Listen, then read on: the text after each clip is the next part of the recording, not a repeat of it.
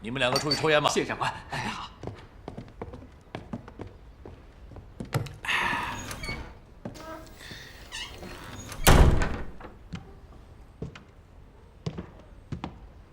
程大哥，程太太，法医报告出来了，你父亲的骨头变成黑色，真的是中了砒霜的毒。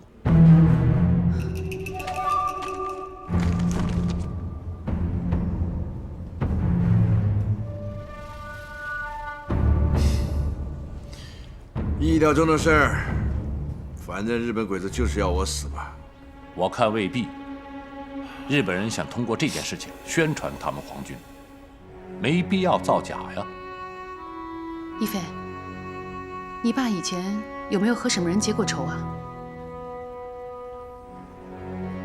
那行，程大哥，你先想着吧。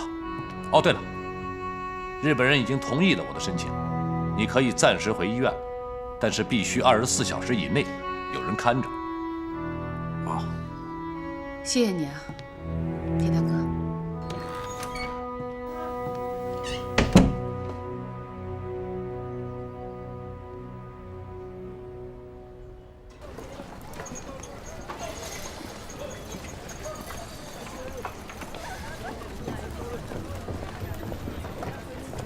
一定是程亦菲。 除了他还会有谁？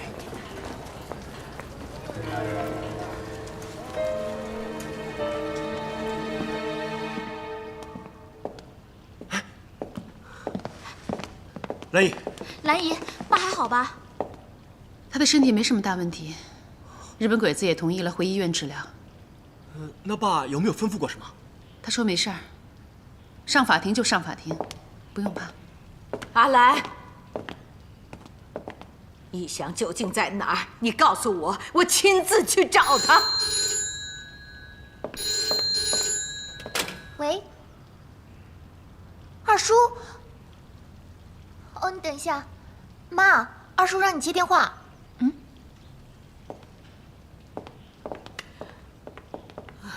喂，逸翔。哎呀，怎么说，大家都是一家人嘛，有话好好说。 哦，哎，喂，逸翔，喂，那个畜生说什么？他说不上法庭也行，要把银行的70%股份给他。不用管他，我已经告诉他了，最多只能给他800万。就照逸翔说的，给他70%。 按我吩咐的去做，马上就要开庭了，没有时间了。妈，不行，不能这么做啊！我不答应，亦菲也绝对不会答应的。谁不同意我都不管，我不能让我丈夫的遗骨放在法庭上让人看笑话。你怎么那么糊涂啊？这事儿不能妥协的。您不是说了一切由我做主吗？这件事我做主。 我这个当妻子的不能看着我丈夫的骨头放在法庭上让人家看笑话，我怎么对得起我丈夫的在天之灵？我这个当妈妈的也不能看着我儿子都病成这个样子，再上法庭受折磨。妈，我同意。奶奶，你再怎么说也该问问爸的意见啊！而且爸原来也说过，兰姨怎么说我们就怎么做呀。不要再说了，如果你们不答应我，我从今天就开始。 绝食！奶奶，妈，你们一天不答应我，我就一天不吃饭，直到饿死为止。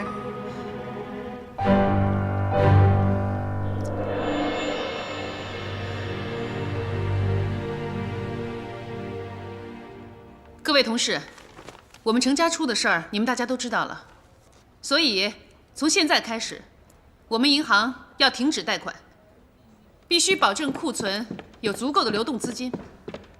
兰妈妈，奶奶还是不肯吃东西，怎么劝都不听，都快1天1夜没吃饭了。行，我知道了。请问大家还有什么重要的事要说吗？没有了。如果没有的话，就散会吧。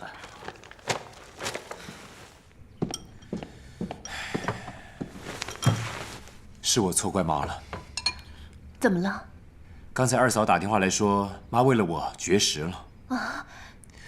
她还说，如果唐兰不答应条件的话，她就继续不吃饭。到现在已经30个小时了，什么东西都没吃。这30多个小时，老人的身体能受得了吗？等有朝一日我拿到70%股份，我一定要好好的孝顺妈妈。虽然妈以前经常骂我，还老是把我赶出家门，我以为她心里面只有我大哥，相当的偏袒我大哥，但是没有想到，到了生死关头，她还是选择站在正义的这一面。她的心里还是疼我的，我真没有想到，她竟然为了我牺牲这么多。赢了，赢了，爸，我们这次肯定赢了。早知道别说7成，咱们开了个9成嘛。哎呀，7成也好，9成也好，只要能拿回来就好。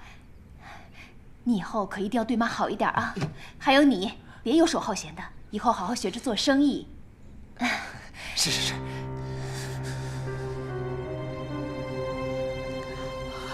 妈，30多个小时没吃饭了，你要干什么？想做神仙啊？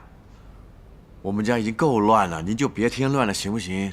我说过了，要我吃饭可以，一个条件，给一祥7成股份，庭外和解。您是饿晕了还是饿糊涂了，妈？给他7成股份，我1分钱我也不给他。妈，那陈霞做些什么事，你这个当妈的会不知道？还那么帮他，手心手背都是肉，您那么偏心宠他，我这个儿子当的我还有什么意思没有？好了，你先要吃就吃，不吃就算了。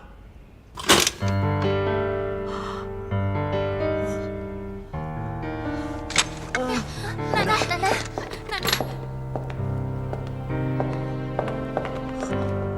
奶奶，没事吧？有什么事咱慢慢说，身体要紧，别着急啊。妈，喝点粥吧，等你身体好了以后，对啊，我再慢慢给你解释啊。奶奶，一个条件，给一祥7成股份。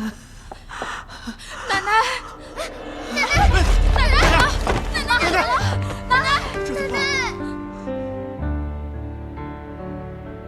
又2天没吃饭了。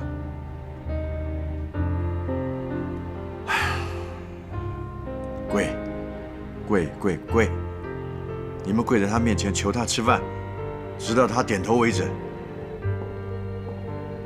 我说跪就跪，听到了没有？一菲，唐兰，帮我把铁大虎叫来吧。叫他干嘛？求他让我回家，我想给我妈磕头，求他吃饭，一直到他肯吃饭为止。放心吧，把这事交给我，我已经叫大夫过去看着他了。我跟月亮会尽量说服他，让他吃饭的。唐兰，保住这个家。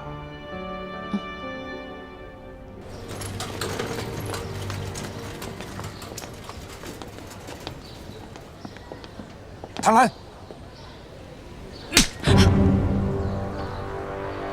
陈一翔，你想干嘛？我还要问你想干嘛呢？你跟陈逸飞真是天生一对，他毒死我爸，接下来你想害死我妈啊？你是不是疯了？你给我站住！我问你，那7成股份又不是你凭什么到现在还不答应？我警告你，我妈万一有什么3长2短，你就会落得跟陈逸飞一样的下场，蓄意谋杀。说呀，他娘怎么不说了？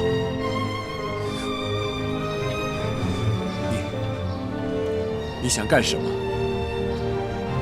程太太，你要有事你先走吧。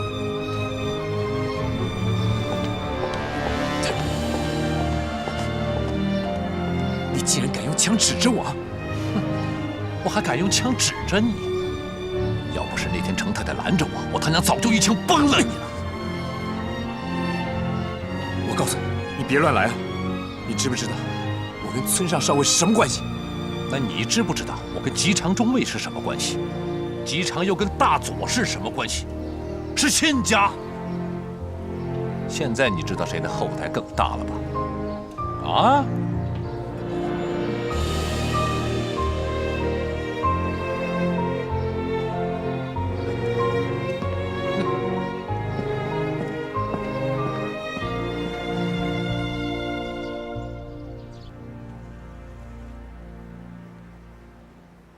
医生，情况怎么样？你们放心吧，已经给他打了吊针，他暂时不会有事的。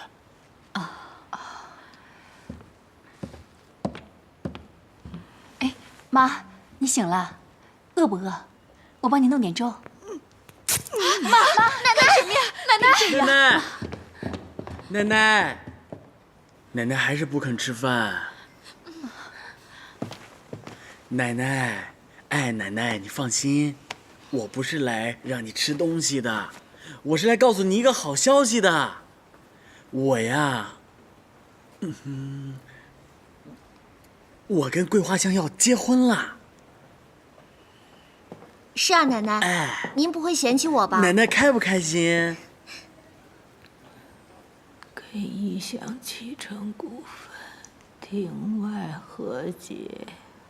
奶奶，我都要结婚了，你不开心吗？奶奶。奶奶。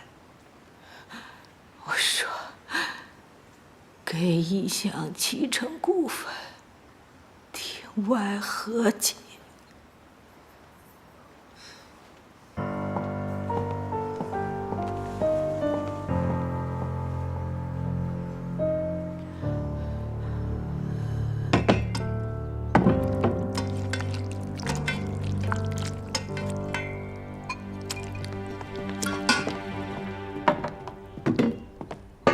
等等，妈再也经不起折腾了。逸翔究竟在哪里？我去跟他谈。还是我去劝劝妈吧。我才是原配夫人，唐兰。唐兰，我平常不太说话，但是现在我不得不说了。你扛不起这么大的责任，也没有资格扛。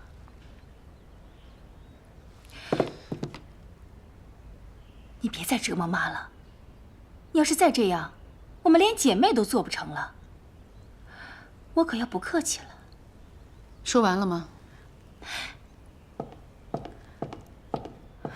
唐兰，唐兰，常老太太，咱别这样，针也不打，饭也不吃，身体器官可要受到损坏的呀。奶奶，您是不是要我们全部跪在您面前磕头，您才肯吃饭呢？月亮，你们大家先出去一下，我有话要跟妈聊聊。哦，唐兰，你别再刺激妈了。我有私话要跟妈单独聊聊，可以吗？走啦！哎，医生，我们先出去吧。微风，走，走吧走，细雨，走吧。我们先出去，走。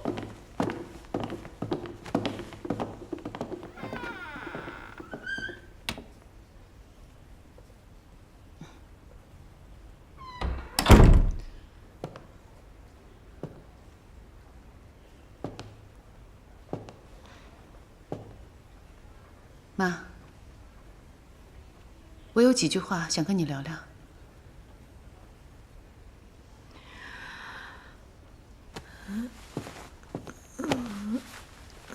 来，慢点。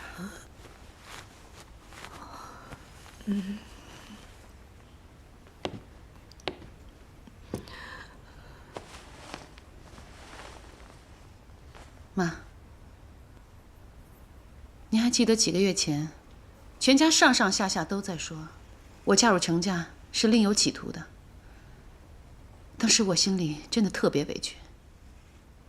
可是我很感激您，在最关键的时候，您站出来支持我。您那天说的几句话，我永远都忘不了。您说，我的眼睛就是最好的证据。阿兰是我的好媳妇儿，你们大家都得无条件的支持她，因为她做的每一件事情都是为了我们程家。我当时听了，心里特别的感动。可是后来我又觉得，您只是嘴上说说而已。因为到了最关键的时刻，您还是希望我能听您的意见。您从来都没有真正的信任过我。郑义祥经常说您偏心，我觉得他说的没错。您确实是偏心，可是您偏心的不是您的大儿子程逸飞，您偏心的是您的小儿子程义祥。您虽然嘴上经常骂他，可是您心里一直在纵容他。恕我直言，他变成今天这个样子，难道您就没有责任吗？还有，你有一个从来都没有见过面的孙子，你还不知道吧？程以翔在外面藏了个女人，到现在儿子都快20岁了，他跟您一样的纵容他的儿子。我相信这小子迟早有一天会变成一个怨天怨地怨人的废物，跟他爸一样。你没生过孩子，你不知道当妈的和儿女的骨肉情。是，我是没生过孩子，我是没您了解，可是我了解，您为什么想让我对程逸翔妥协，庭外和解？您口口声声说，是怕丈夫的骨头摆在法庭上被人笑话，可我觉得这只是一个小原因，最大的原因是，你心里很清楚，逸飞是清白的，可是您害怕，您害怕您的小儿子变成一个众所周知的不孝子，变成一个人人喊打的过街老鼠。您更害怕的就是，您的儿子再也不会回到您的身边，你会永远的失去他。妈，您好好想想吧。逸飞已经快走到了人生的尽头了，难道您还希望您自己间接的害死您的小儿子吗？程逸翔，他给了日本人那么多好处，如果有一天永业银行落在他手里，你觉得那些贪得无厌的日本鬼子会放过他吗？再说，您作为一个母亲，您说句良心话、公正话，您真的认为您的小儿子能够打理好这个银行吗？开银行不是开杂货铺，没有那么简单的，弄不好就会粉身碎骨，死无葬身之地。你难道真的希望看到白发人送黑发人吗？对不起，我知道我这么说非常不孝，我说的句句话都刺伤了您的心，可是我说的句句话都是肺腑之言。我真心希望，在逸飞死之前，你能还他一个清白。我也希望您不要让您的小儿子走上不归之路，永远都回不了头。当然，我求你一件事情，你能不能答应我？只要我能够做到，您说。不管我在不在这个世界上，不管我们程家发生什么事，如果你有能力，请一定帮我保住小儿子的性命，可以吗？好，我答应你。谢谢你。那我们婆媳俩就说好了，一言为定。好。一言为定。我饿了，我想吃东西。我这就给你去拿。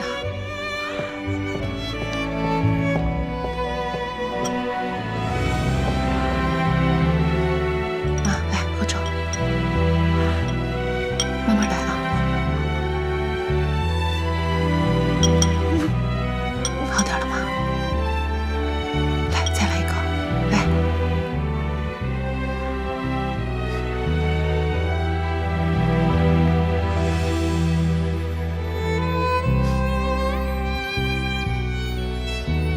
少伟，你这么急着找我有什么事儿吗？我们抓来的那个法官已经看完了案子的所有文件，他说，你的父亲的确是被砒霜毒死的，但是没有证据证明是程逸飞干的，所以这场官司我们未必会赢。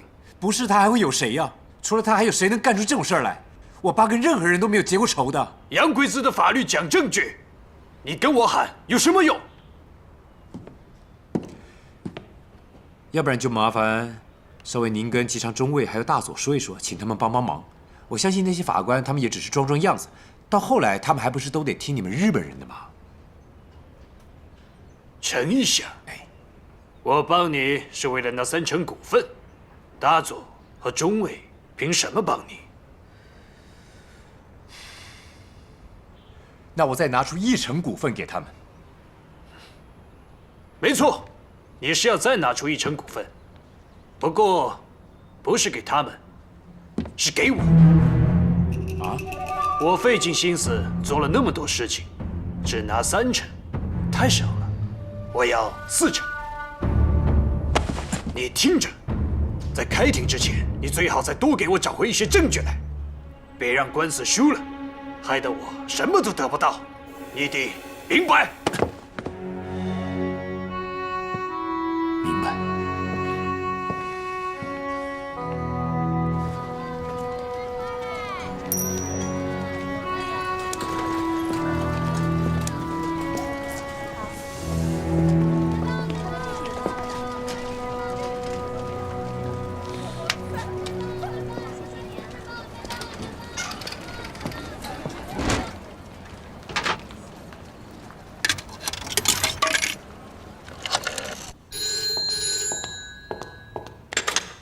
喂，二嫂，我是一翔。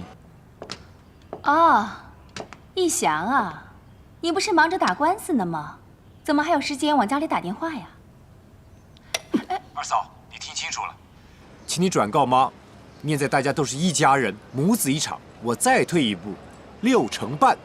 只要给我银行股份6成半，我马上庭外和解。我跟你说，这已经是最低限度，别再跟我讨价还价了啊！畜生！以后别再叫我妈，全当我没生过你这个不孝的东西。妈，妈，别生气。妈，怎么？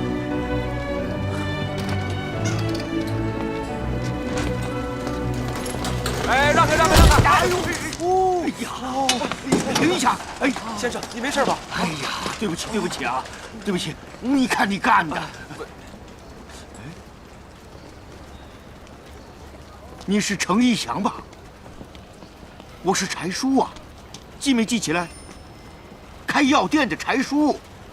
小时候你们兄弟俩经常在我门口玩，我还经常拿话梅给你们吃，记不记得？哦，好像有那么点印象。我还有事儿，我先告辞。我这次从虹口来，就是找你和程老太太的，要不我们一起走？你找我们有什么事儿吗？关于你爸爸被毒的事。哎呦，柴叔，这边请，这边请。这个酒楼呢是我朋友开的，我们到里头坐着慢慢聊。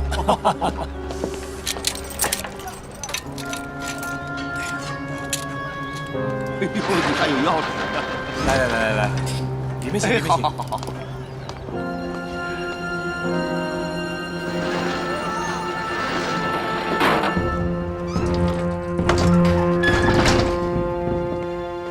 柴叔，你到底知道些什么？哎，一翔，我对不起你父亲。怎么回事啊？来，先起来，您先起来。来，你说。一翔，真的不能干缺德事，要遭报应的。3年前，我小儿子上山采药，被毒蛇咬了一口，毒死了。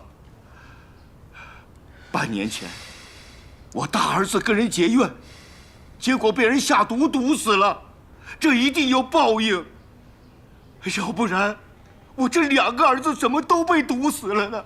柴叔啊，你儿子被毒死关我们家什么事儿？我只想知道我爸的事情。你说，我爸是不是被我大哥下毒害死的？当年，确实有人从我这儿买走1包砒霜，给了我很多钱，而且要我发毒誓，永远不说出去。可那买药的不是你大哥程一飞，是另有其人呐！啊！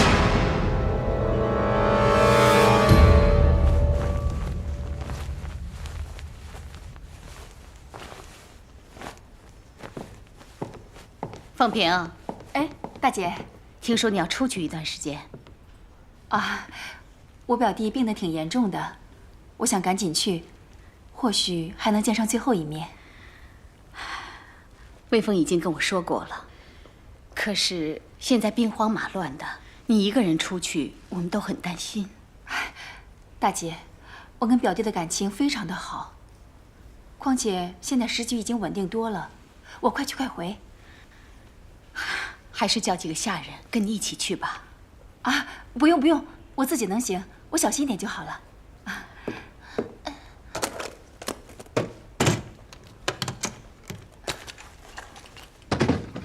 魏峰啊，照顾好巧姨啊。哦，路上小心啊。哎。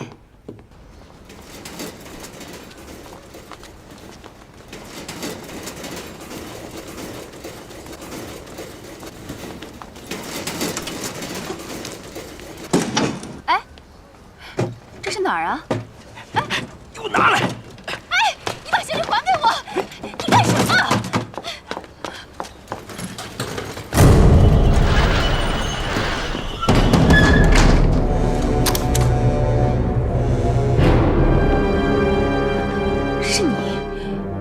锁在这儿干什么？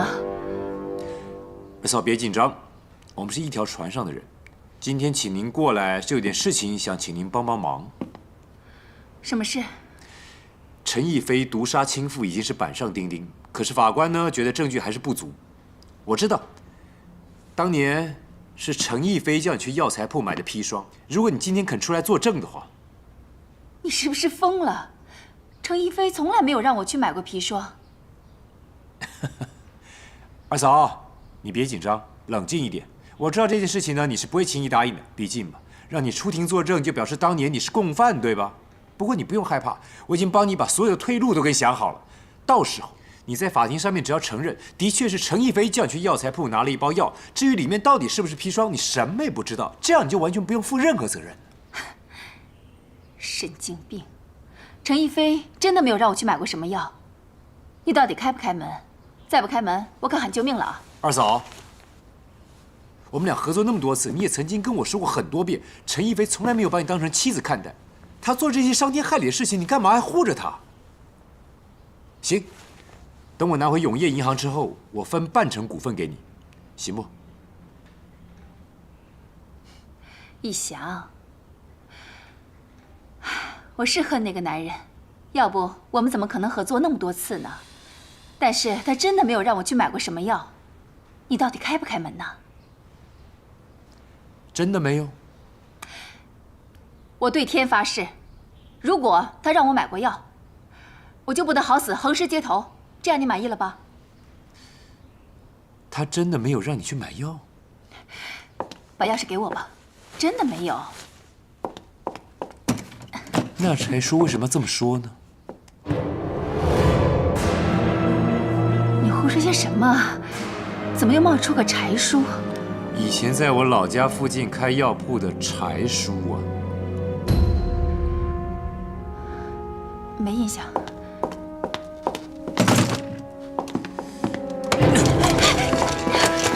没印象？刚才柴叔来找过我，他明明白白的告诉我，当年是你找他买的砒霜，你当时说要用来杀虫，结果当天晚上我爸就死了。事后你给了柴叔很多首饰和钱，叫他不要跟别人提到此事。你现在敢在我面前再说一次，你不认识柴叔？你别诬赖我，他说什么你就信什么呀？他都70多岁了，他早就老糊涂了。放开我！你今天不把这事交代清，休想离开这儿。毒死你爸的是你大哥，又不是我。他想霸占遗产，跟我有什么关系？那这对龙凤镯你怎么解释？你没想到吧？柴叔这么多年都没把它卖掉。你看清楚，上面除了一条龙一条凤之外，还有个程字。当年我爸打了2对，一对给了大嫂，另外一对给的就是你。真有意思，这个镇上除了你家姓程，就没有姓程的了。你不是说大嫂也有一对吗？你怎么不怀疑她？你还想跟我狡辩是不是？好，我现在马上带你去见陈逸飞。走，跟我走。别无故走，为什么要见他？我不去。我要带你去见陈逸飞，我还带你去宪兵部。你知道的，日本鬼子酷刑，不怕你嘴硬。走，走，起来，跟我走，走。今今天如果你不敢跟我走，就证明你是杀人凶手。走，跟我走，走！二叔，二叔，你放我一条生路吧！以后要我帮什么忙，我豁出老命也帮你。好，你告诉我，你当年为什么这么做？说，你只要说出实话来，我就放你一条生路。说。其实老爷也有责任，他对我有那么大的成见，他让一菲休了我，他要把我从程家赶出去。胡说八道！我爸从来就不是那样的人。我告诉你，我要听实话，你听不懂是不是？你听不懂的话，我就打断你的腿，信不信你？我说，其实要怪，只能怪你大哥，他把我娶进门，从来就没有把我当妻子。我不是真的要偷男人，我是想要刺激刺激他，让他以后对我好一点。这跟我爸有什么关系啊？有一次，你爸和一菲出去谈生意，我就跟那个男人在一起。谁知道你爸说身体不舒服，就提前回来了。他看到我跟那个男人在床上，你知道的，我不能让一菲知道这件事情，一菲会杀了我，还会杀了那个男人。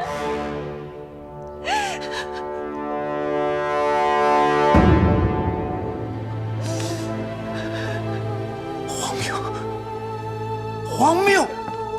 天底下怎么有这么荒谬的事情？本来应该是陈一菲杀的，怎么又冒出一个吕凤萍出来？我22年的努力，全为了揭穿他，怎么会是这样的结果？怎么会这样？怎么会？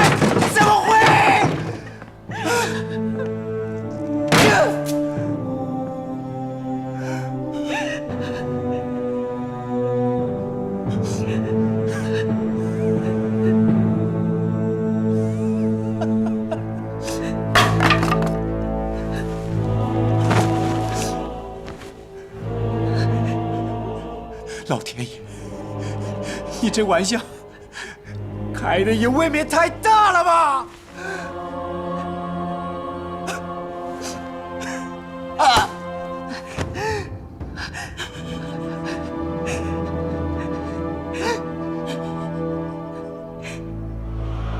陛下，你放我一条生路吧，好不好？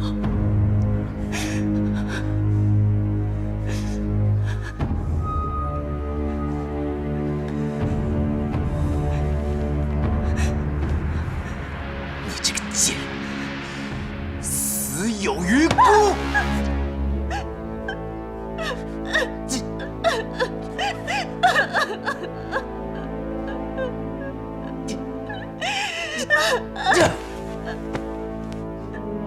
奸人，听清楚，如果你想留着这条贱命，你就跟我上法庭指认陈一菲是杀人凶手。如果你不这么做的话，我就马上把所有事情全部抖出来，要么陈一菲死，要么你死，你自己选。可是阐叔，别管阐叔了，我跟日本人会解决的。我们本来就是一条船上的，对不对？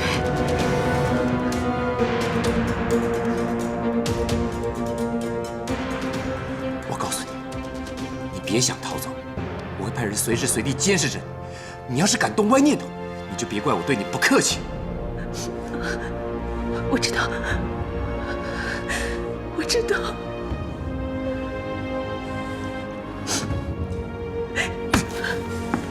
陈一菲，你干的好事！陈爸爸死于非命期间，篡改遗嘱，把这所有家产一分钱都不留给我。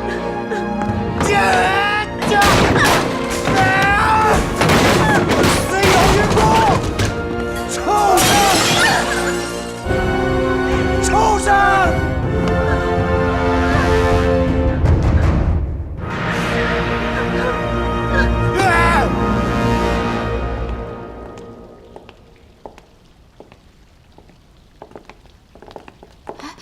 妈，你不是回去见表舅了吗？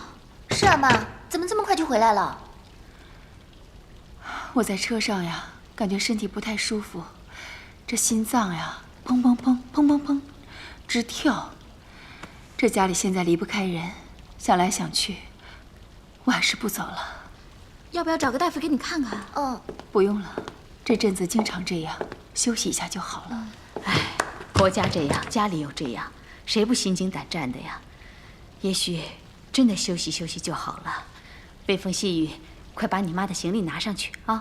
哦，好。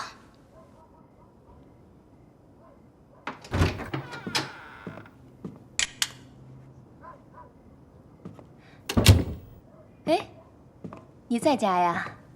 怎么不开灯啊？饭吃了吗？要不要下去给你买吃的？不用了，没什么胃口。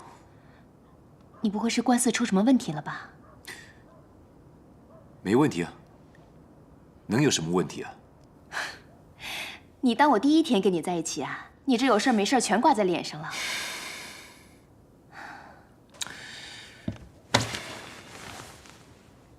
我今天见过凤萍了。凤萍是谁呀？程逸飞的二老婆。哦，你去见她干什么？有一句话叫做“多行不义必自毙”。大老婆贤良淑德还嫌不够，还要再娶一个二老婆。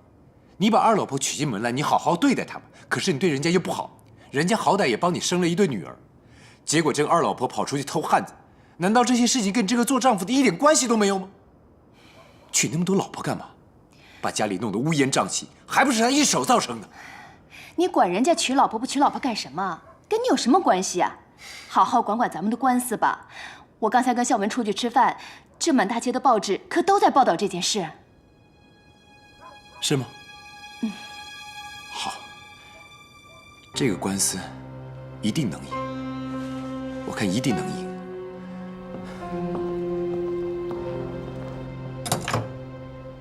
下个星期就要开庭了，程大哥，你的心情怎么样啊？不就打场官司吗？什么大风大浪我没见过啊！啊！月亮，爸就要上法庭了，这能不能活着回来还是个未知数啊！爸心里有两个谜底，一直无法揭开，这走的也走不安心。你大虎哥这个谜呢，他狠心不说，我拿他也没办法。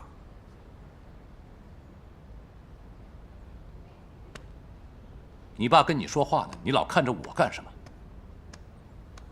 我有看着你吗？你说呢？你是爸的儿子，能告诉爸那黑布先生是谁吗？我答应过他，我不说，我就永远都不会说啊！别说你快死了，就到我快死了那天，我都永远都不会说。我说程大哥呀，很多事情啊，你就别问了。有些事情啊，你可能越想知道，就越找不到答案。反而你把它忘了，谜底自然就揭开了。你信不信？我信，我信。反正啊，你别忘了我在巡抚房跟你说的话就好了。这一点我不会忘的，我一辈子都会记得。哎，等会儿，你们在巡捕房说什么了？是不是有什么事儿瞒着我呀？啊？他不说，他不说，我为什么要说啊？那要说，大家三个一块说啊。对呀，这么说，现在一共有3个谜底了。那看来就我最吃亏了，我一个都不知道。哎呦，程太太，吃亏是福啊，知道的越少越好。当然，说正经的，说正经的啊，你有没有后悔加入陈家？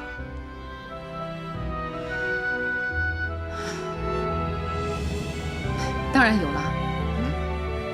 当初啊，我只知道程家是个龙潭虎穴，但我没想到会发生到现在这个地步。这事情是一件挨着一件，没完没了啊！你知道这个义字有多难写吗？啊？亮亮，你知不知道这义字怎么写啊？义字有那么多，你说的是哪个啊？义字呀，上面是只羊，下面是个我，就是要把我们，把自己，随时当成一只任人宰割的羊。这是牺牲，你明白吗？明白。上面是只羊，下面是个我。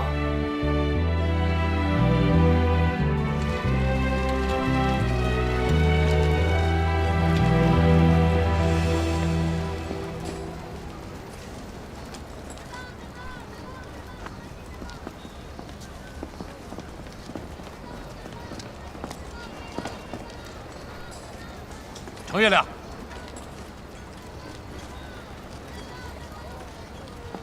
这么巧，大虎哥，你说怎么这么巧啊，大虎哥？你跟了我一路不累吗？累。我们找个地方喝杯酒，聊聊天。我不会喝酒。破个例，你少喝点。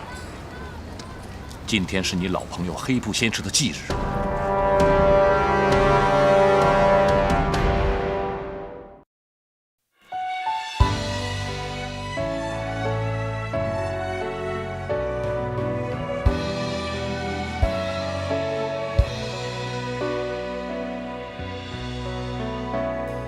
月亮就是你的名字，坠落人间的一个天使，你的心淳朴的演绎，什么是寂静，给了我一个不一样的意义。